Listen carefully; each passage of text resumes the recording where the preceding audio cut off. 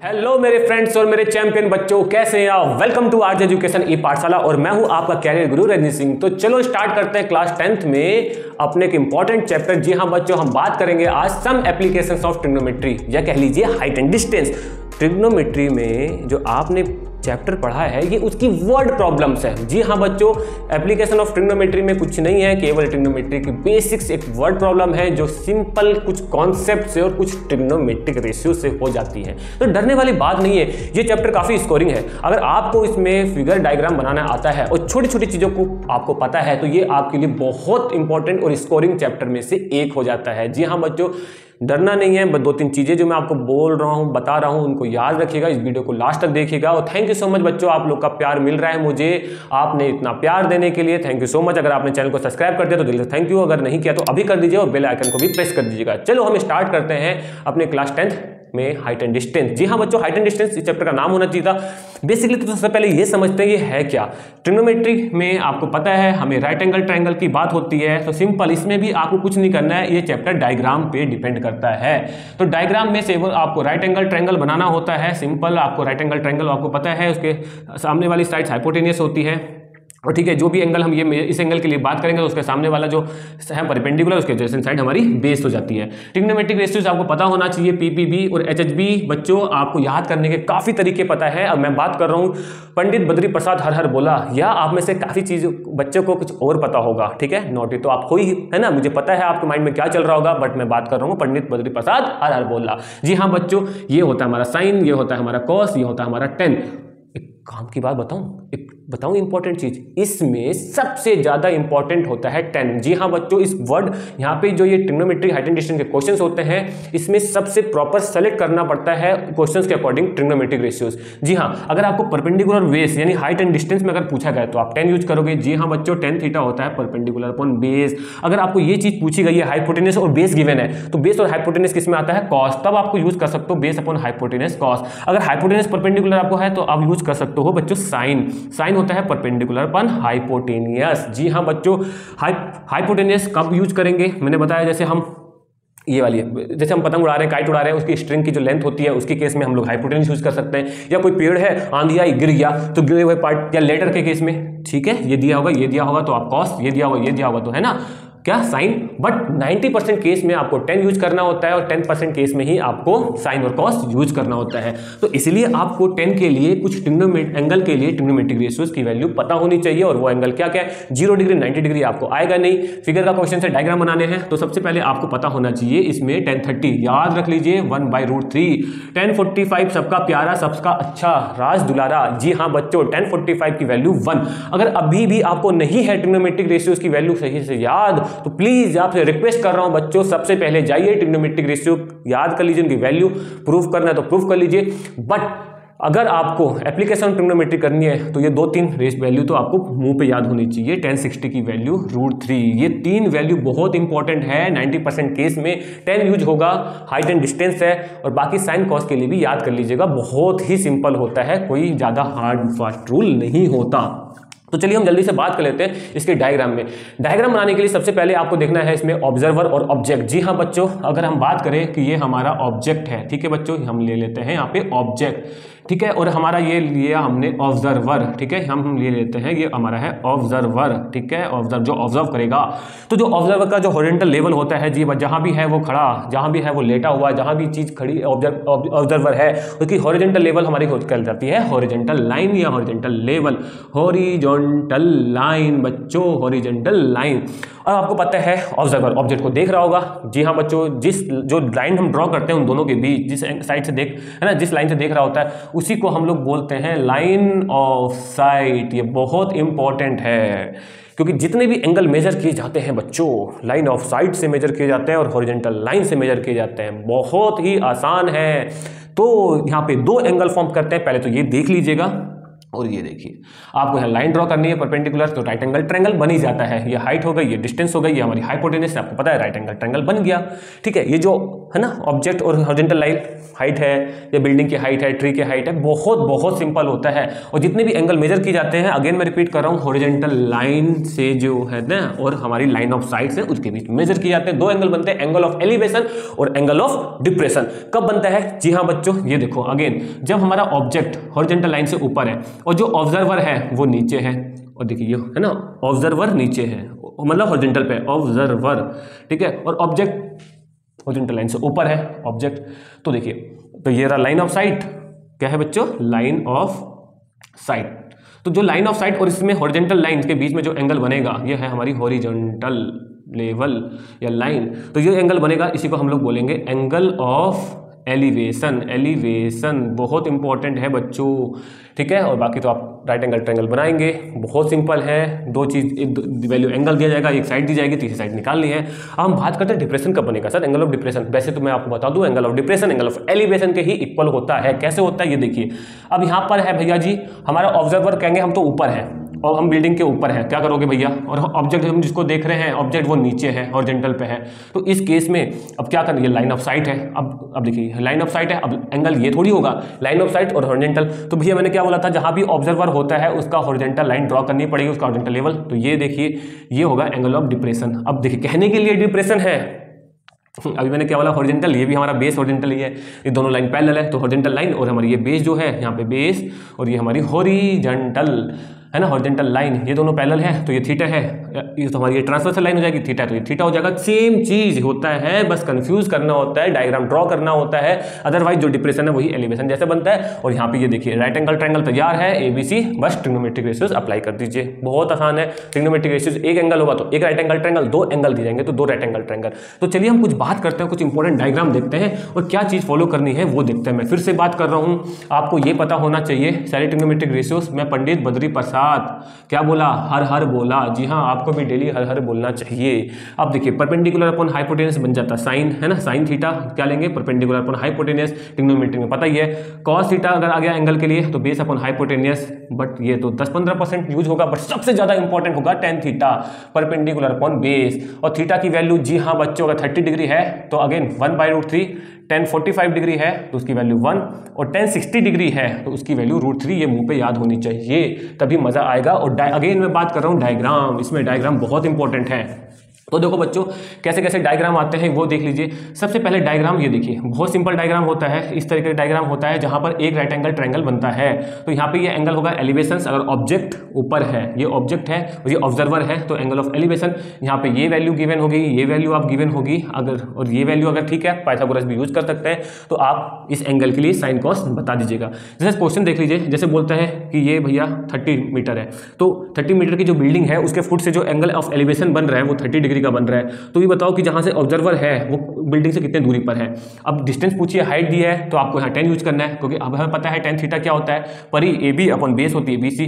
Theta दिया 30 degree है तो 10 30 डिग्री रख दीजिए, कितना सिंपल है। AB की वैल्यू 30 डिग्री और BC की वैल्यू हमारी x हो गई, 1/√3 होता है, 30 वैल्यू x होता है तो x की वैल्यू 30√3 मीटर हो जाएगी, अगर ये आंसर मीटर में होगा तो। बहुत ही सिंपल क्वेश्चन होता है। तो चलिए एक क्वेश्चन इस पर और देख लेते हैं। अगला क्वेश्चन कभी कभी जैसे बोलेगा कि भैया ये एंगल 30 डिग्री है, ठीक है। अब एक लेडर है, ठीक है, लेडर की लेंथ बताओ, और जो लेडर टिकी हुई है, जो लेडर का फुट है, ठीक है, लेडर का जो फुट है, सपोज ऐसा कुछ दे रखा होगा, फुट है, वो एंगल बना रहा है कितना, ग्राउंड से 30 डिग्री का, राइट। और ये हाइट दे रखी है लेडर की, मान लीजिए 20 मीटर, मतलब सॉरी ग्राउंड की जो टॉप है, बिल्डिंग जैसे वॉल है, वॉल पे टिकी हुई है लेडर, ठीक है, ये लेडर है, ठीक है। और जो लेडर की लेंथ हम मान लेते हैं x है, और वो लेडर का जो टॉप है ना, ये देखो जो वॉल है उसकी 20 मीटर, ये दिया है, ये दिया रहेगा। तो अब आप खुद सोचो क्या दिया है, परपेंडिकुलर आपको दिया हुआ है, आपको हाइपोटेनस पूछा है, तो PBB और HHB से क्या होगा, साइन लूप अप्लाई करेंगे इस पे। तो साइन थीटा इक्वल टू होता क्या है, परपेंडिकुलर पर हाइपोटेनस, तो परपेंडिकुलर इस केस में AB और हाइपोटेनस हमारी AC। साइन 30 की वैल्यू आपको पता होगी, AB हो गया 20, AC हो गया x, 1/2 होती है 20/x, तो x की वैल्यू यहाँ से हो जाएगी 40 मीटर। बहुत इंपॉर्टेंट है, अगर ये चीज दिया होता तो हम यूज करते हैं कॉस, ठीक है बच्चों, ये बहुत इंपॉर्टेंट है। चलिए अब मैं कुछ ऐसे इंपॉर्टेंट डायग्राम्स बताता हूँ, कुछ बात बताता हूँ जो आपको पता होनी चाहिए। सबसे ज्यादा कभी कभी ये डायग्राम आता है कि एक ही बिल्डिंग होती है और दो पॉइंट्स होते हैं C और D, एंगल बन रहे हैं, देखिए ये है ना, एक एंगल मान लीजिए थीटा बन रहा है, दूसरा एंगल थीटा 2 बन रहा है। ठीक है बच्चों, बहुत इंपॉर्टेंट है बिल्डिंग की हाइट। ये हो गई। अगर ये पूरी वैल्यू जैसे सपोज कुछ दी गई है, नहीं दी गई है तो यहाँ से मान लीजिएगा इसको x और यहाँ से इसको मान लीजिएगा y। अगर ये पूरी दी गई है 80 तो ये x होगा, तो 80 माइनस x होगा। अब काफी बच्चे यहाँ पे दो राइट एंगल ट्रायंगल बन रहे हैं, तो देखिए, तो पहली बात तो दो राइट एंगल ट्रायंगल में बनाने से पहले बच्चे जब डायग्राम बनाते हैं कंफ्यूज रहते हैं, दो एंगल कौन सा बड़ा है कौन सा छोटा है। तो मैं आपको बताऊं, इसमें हमेशा थीटा 1 बड़ा होगा, थीटा 2 हमेशा छोटा होगा। क्यों छोटा होगा, याद रखिए, जो भी ऑब्जर्वर है बिल्डिंग से या ऑब्जेक्ट से जितना दूर रहता है तो वो उतना एंगल कम होता है, जितना वो ऑब्जेक्ट के पास जाता है उतना एंगल इंक्रीज होता जाता है। इंक्रीज क्योंकि देखिए आप ऐसे करो, ऐसे जाएंगे, इंक्रीज होगा कि नहीं होगा। तो हमेशा ऑब्जेक्ट के पास वाला अगर 30 डिग्री 60 डिग्री, ये 60 डिग्री होगा और ये 30 डिग्री होगा, थीटा 2 हमेशा कम होगा। थीटा 2 हमेशा, अगेन मैं पिछले बोला, थीटा 2 हमेशा कम होगा, थीटा 1 हमेशा ज्यादा होगा। जितना दूर उतना एंगल कम। अब यहाँ पे बच्चे क्या करते हैं, यहाँ पे दो ट्रायंगल दिखाई दे रहे हैं, एक ट्रायंगल दिखाई दे रहा है ADB। ADB में एक राइट एंगल किसके लिए, ट्रिग्नोमेट्रिक रेशियो लगाना है, किसके, थीटा 2 tan थीटा 2 परी परी परी परी AB। जी हाँ बच्चों, AB और इसकी बेस पूरी हो जाएगी BD, जो एंगल लिया है उसकी बेस। तो हम tan थीटा 2, पहली इक्वेशन क्या बनेगी, AB हमारी H हो जाएगी और बेस हो जाएगी x plus y, equation number 1। दूसरी इक्वेशन के लिए आपको ट्रायंगल लेना है, जी हाँ बच्चों, ACB में क्या लगाना है, tan थीटा 1 परी हो जाएगी H और बेस हो जाएगी y। जी हाँ बच्चों, ये हो जाएगी इक्वेशन नंबर 2। ये दो इक्वेशंस हैं, दोनों बहुत इंपॉर्टेंट है, इनको सॉल्व कर लीजिएगा। थीटा 1 थीटा 2 की वैल्यू आपको पता होगी, tan और जो भी एंगल दिया जाएगा की वैल्यू रखिए, इक्वेशन को डिवाइड कर दीजिए। डिवाइड करने से काम आसान हो जाता है। कुछ बच्चे सब्स्टिट्यूशन करते हैं बट उससे आसान होता है डिवाइड करना। ठीक है बच्चों, ये डायग्राम बहुत इंपॉर्टेंट है। चलिए, ऐसे ही कुछ इंपॉर्टेंट डायग्राम होते हैं इसमें जो इंपॉर्टेंट होते हैं, बट एक उससे पहले अगर मान लीजिए कभी कभी यही बोलता है कि दो पॉइंट से जो एंगल बन रहे हैं वो, जैसे मान लीजिए AB टावर है, बिल्डिंग है, पेड़ है, जो भी है, एंगल जो दो पॉइंट C और D से जो एंगल बन रहे हैं कॉम्प्लीमेंट्री टू ईच अदर। जी हाँ, तो बच्चों अगर एक एंगल थीटा होगा तो कॉम्प्लीमेंट्री क्या हो जाएगा, 90 माइनस थीटा। ये इंपॉर्टेंट चीज है। और आपको पता है H हाइट ले लीजिएगा, यहाँ x ले लीजिएगा, ये पूरा y लेना है, ये y लेना है, वो आपको ऊपर है। तो आप जब लगाएंगे एक बार tan थीटा लगाएंगे तो इस केस में परी हमारी H और बेस थीटा के लिए x प्लस वाई, ये बनेगी इक्वेशन नंबर 1। और जब 90 माइनस थीटा के लिए लगाएंगे, 10 लगाना है आपको, 10 90 माइनस थीटा, तो परी H और बेस हो जाएगी यहाँ पे x। इक्वेशन नंबर 2 से पहले सॉल्व कर लीजिए। आपको पता है कॉम्प्लीमेंट्री 10 माइनस थीटा क्या होता है, ये बहुत इंपॉर्टेंट क्वेश्चन है। cot theta H upon x, equation number 2। यहाँ पे दोनों इक्वेशन को मल्टीप्लाई करते हैं। मल्टीप्लाई करने से क्या होता है, 10 और cot जब मल्टीप्लाई हो जाते हैं 1 हो जाते हैं, क्योंकि ये रेसिप्रोकल रेशियोज होते हैं। ये याद रखिएगा, डरिएगा मत। ठीक है, इसमें और एक इंपॉर्टेंट कॉन्सेप्ट क्या आता है, इंपॉर्टेंट कॉन्सेप्ट क्या आता है, एक क्वेश्चन दिया गया है कि कार एक पर्टिकुलर स्पीड से चल रही है। अब ट्रिग्नोमेट्री हाइट एंड डिस्टेंस में सम एप्लीकेशन ट्रिग्नोमेट्री में स्पीड का क्या काम है। जी हाँ बच्चों, आप सही सोच रहे हो, स्पीड का क्या काम है ना। तो मैं आपको बता दूं, जहां जहां स्पीड होती है तो वहां तो मुझे डिस्टेंस होती है, क्योंकि speed equal to distance upon time होता है। अगर वहां स्पीड दी गई तो डरना नहीं बच्चों, आपको डिस्टेंस क्या हो जाएगी, speed into time, speed into time हो जाएगा। तो कुछ स्पीड दी होगी यूनिफॉर्म x मान लीजिए, टाइम को t मान लीजिएगा, मल्टीप्लाई कुछ दिया होगा तो डिस्टेंस आपको पता है, तो बहुत आसान होता है। और जैसे जैसे मैं अगेन कहा हूँ, ऑब्जर्वर बिल्डिंग के पास ऑब्जेक्ट के पास बढ़ रहा होता है, एंगल हमारा इंक्रीज हो रहा होता है। चलिए, और दूसरी इंपॉर्टेंट चीज क्या होती है इसमें डायग्राम में, एक क्लाउड वाला क्वेश्चन होता है, रिफ्लेक्शन वाला।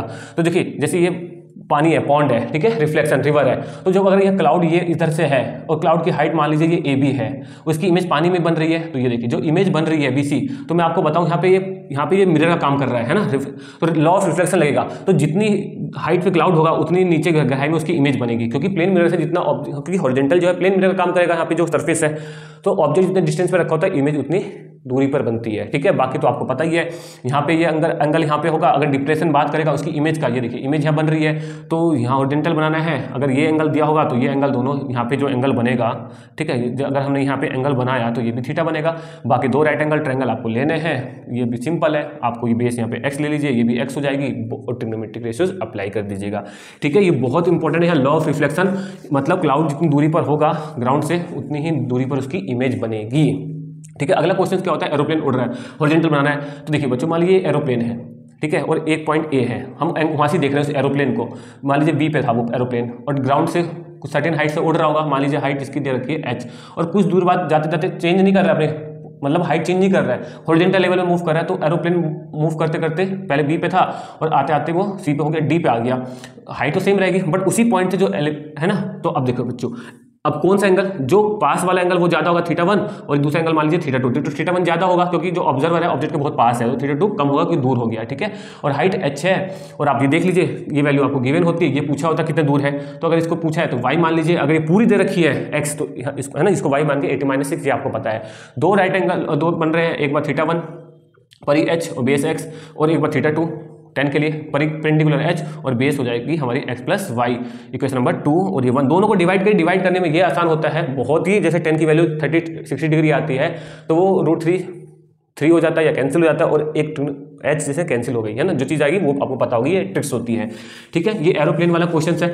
और कभी कभी जो पोजीशन चेंज होती है तो हॉरिजॉन्टल में हो रही थी, है ना, बैलून में कभी कभी ऐसा नहीं उड़ रहा है ग्राउंड से वर्टिकली, तो देखिए हॉरिजॉन्टल ग्राउंड, जैसे मान लीजिए बैलून है, एक बैलून उड़ रहा था, ठीक है, ये हम ए पॉइंट पर खड़े हैं, बी पॉइंट पर हम बैलून को देख रहे थे, ये देखिए कुछ दूर बाद बैलून उड़ते उड़ते उड़ते उड़ते उड़ते ऊपर आ गया, ये देखिए बैलून इससे ऊपर आ गया, ये मान लीजिए ए बी सी और डी पे आ गया बैलून, तो ये देखिए अब ये एंगल बढ़ेगा, ये एंगल मान लीजिए θ1 है, यहाँ वैल्यू θ2 है, सेम है x, और आप देखिए ये वाली हाइट को h मान लीजिएगा और क्या है कितना दूर ऊपर गया, है ना, y, तो ये डायग्राम दिया जाता है।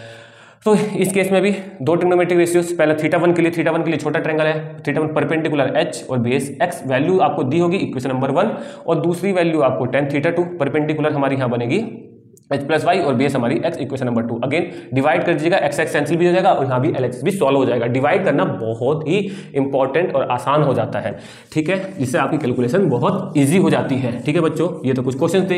एक डायग्राम और आता है, जैसे मान लो कोई बिल्डिंग है, जी हाँ बच्चों बिल्डिंग है, और बिल्डिंग के ऊपर कुछ ऑब्जेक्ट है या कोई पेडिस्टल है, कोई मूर्ति स्टैचू कुछ रखा हुआ है, और सेम पॉइंट है, ये देखिए इसके टावर से और ये वाला टॉप से, इसके टॉप बिल्डिंग के टॉप, ये एंगल θ1, ये एंगल θ2, अगेन ये x हो जाएगा, इसको यहाँ तक ये y मान लीजिएगा, ये इसको h मान लीजिएगा, लास्ट में अगर पूरी हाइट पूछेगी तो ऐड कर दीजिएगा। ये बहुत इंपॉर्टेंट डायग्राम है, बहुत ही इंपॉर्टेंट डायग्राम। और इंपॉर्टेंट डायग्राम देख लीजिए बच्चों, ये देखिए इस तरीके से सेम हाइट के दो टावर है ना, उनके बीच में कोई पॉइंट है E, उसके उस पॉइंट से ये वाला एंगल मान लीजिए कुछ समथिंग बन रहा है, इसका एंगल यहाँ पे समथिंग बन रहा है, सेम हाइट है, और ये वैल्यू पूरी मान लीजिए कुछ दे रखी है, 80 दे रखी है मान लीजिए, है ना, ये कुछ अगर इसको आपने x माना तो ये वैल्यू कितनी हो जाएगी 80 माइनस x, या x और y मान लीजिए, तो सेम h हाइट है तो HH एक बार इसमें लगा दीजिए tan θ1, तो tan θ1 परी h और बेस हो जाएगी x, एक बार इसमें लगा दीजिए tan θ2 राइट एंगल ट्रायंगल में, परपेंडिकुलर हो जाएगी बच्चों x और बेस हो जाएगी 80 माइनस x, है ना। बहुत ही सिंपल क्वेश्चंस होते हैं। तो कुछ और डायग्राम देख लेते हैं। हाँ, कभी कभी देखिए दो माइलस्टोन क्या होते हैं, जहाँ पर जैसे आप बस से ट्रैवल कर रहे होते हैं, आपको दिखता है कि ये डिस्टेंस को शो करते हैं, और दो माइलस्टोन जैसे नहीं पत्थर होते हैं, देखो माइलस्टोन मतलब मैं ये बात कर रहा हूँ, है ना, यहाँ पे कोई लिखा हो 20 किलोमीटर, तो अगले वाले पे 19 या 21 लिखा होता है, तो दो माइलस्टोन है ना, और देख रहा है कोई उसको ऊपर से, है ना, आप देखिए, तो यहाँ पे डिस्टेंस ऑटोमेटिक नहीं दी जाएगी, तो आपको क्या मानोगे 1 किलोमीटर, और किलोमीटर तो लेते नहीं है, 1000 मीटर, दो माइलस्टोन के बीच में डिस्टेंस होती है 1000 मीटर। एरोप्लेन वाला क्वेश्चन होता है, बहुत ही इंपॉर्टेंट क्वेश्चन होता है। एंगल दी जाएंगे θ1 θ2, बट ये डिस्टेंस ऑटोमेटिक 1000 किलोमीटर। दो माइलस्टोन जैसे जो आपको डिस्टेंस बताते हैं जब आप किसी एक जगह से दूसरी जगह जा रहे होते हैं, ठीक है। और भी बहुत इंपॉर्टेंट क्वेश्चंस होते हैं बच्चों, जैसे यहाँ देख लीजिए, ये क्वेश्चन जैसे एक बिल्डिंग है यहाँ पे ए बी, है ना, या छोटा सा कभी कोई ऑब्जर्व है, ये इसके फुट से एंगल बना रहा है, ये इसके फुट से एंगल बना रहा है, ये भी एंगल θ1 है, ये भी एंगल यहाँ पे θ2 है, ये बहुत इंपॉर्टेंट है। इसकी हाइट मान लीजिएगा h1 है, इसकी हाइट h2 है, दोनों के बीच की डिस्टेंस कॉमन ही होगी h, तो यहाँ पे भी जब θ1 अप्लाई करेंगे इसमें तो ये हो जाएगा h2/x, एक बार जब θ2 अप्लाई करेंगे तो इसमें हो जाएगा h1/x, डिवाइड कर दीजिएगा, पुट कर दीजिए, बहुत आसान है, एंगल की वैल्यू दी जाएगी, ठीक है बच्चों। ये थे तो कुछ। और हाँ, डिप्रेशन से डरना नहीं है, डिप्रेशन वाले क्वेश्चंस भी बहुत आसान होते हैं, और एंगल ऊपर से बनता है, देखिए ऑब्जेक्ट नीचे है, ऑब्जर्वर ऊपर है, तो ये एंगल जो मान लीजिए कभी कभी यहाँ 30 डिग्री बन रहा है, तो घबराना नहीं, ये भी एंगल 30 डिग्री बनेगा, ठीक है। और दूसरा कोई पॉइंट से यहाँ से देखिए दूर, मतलब ये 60 है ना 30, तो ये एंगल मतलब चलिए इसको 60 मान लेते हैं, ये 60 डिग्री है तो ये भी 60 डिग्री बन रहा है ना, और ये एंगल देखिए दूसरे एंगल से मान लीजिए 30 डिग्री बन रहा है तो ये भी 30 डिग्री बनेगा। तो काम वो डिप्रेशन एंगल जो होता है वही काम करता है जो एंगल एलिवेशन करता है, बस वो ऑब्जेक्ट हमारा नीचे होता है डिप्रेशन में, ऑब्जर्वर ऊपर होता है, और एलिवेशन में ठीक इसका उल्टा होता है बच्चों, ठीक है। कुछ नहीं करना है, अगेन मैं बात कर रहा हूँ 10 सबसे ज़्यादा क्वेश्चन अप्लाई करेगा, सेलेक्ट प्रॉपर ट्रिग्नोमेट्रिक रेशियोज क्या अप्लाई है, क्या पूछा गया है। अगेन मैं जल्दी जल्दी बता देता हूँ, राइट एंगल ट्रायंगल डायग्राम का खेल है, एक राइट एंगल ट्रायंगल बनाना है, ये 90 डिग्री, ये परपेंडिकुलर, ये बेस, ये हाइपोटेनस बेस में रिलेशन, ये एंगल दिया होगा थीटा, तो कॉस यूज करना है, हाइपोटेनस परपेंडिकुलर में sine, otherwise perpendicular on base में टेन यूज करने हैं मैक्सिमम, इसलिए चैप्टर का नाम हाइट एंड डिस्टेंस भी हो जाता है, परपेंडिकुलर अपॉन बेस हो जाता है। और आपको पता होनी चाहिए किसकी वैल्यू, tan30 की वैल्यू 1/√3 होती है, tan45 की वैल्यू 1 होती है, और tan60 की वैल्यू बच्चों √3 होती है, और बाकी सारे क्वेश्चंस आसानी से कर लेंगे। जो इंपॉर्टेंट चीज़ थी मैंने आपको वो बता दिया, कुछ नहीं करना है, प्रैक्टिस करना करना है। कोई प्रॉब्लम आई मुझे बता दीजिएगा, कमेंट बॉक्स में लिख दीजिएगा इस वीडियो के, मैं आपको उसका सोल्यूशन जरूर दूंगा। Thank you so much watching this video. अगर ये वीडियो आपको पसंद आई तो लाइक शेयर कमेंट करना ना भूलिएगा। अगर आपने मेरे चैनल को सब्सक्राइब कर दिया है तो दिल से थैंक यू सो मच, और बेल आइकन को भी प्रेस कर दीजिएगा। और अगर चैनल को अभी तक सब्सक्राइब भी नहीं किया तो करने के बाद बेल आइकन को प्रेस कर दीजिएगा। मिलते हैं अपने नेक्स्ट वीडियो में, तब तक के लिए बाय।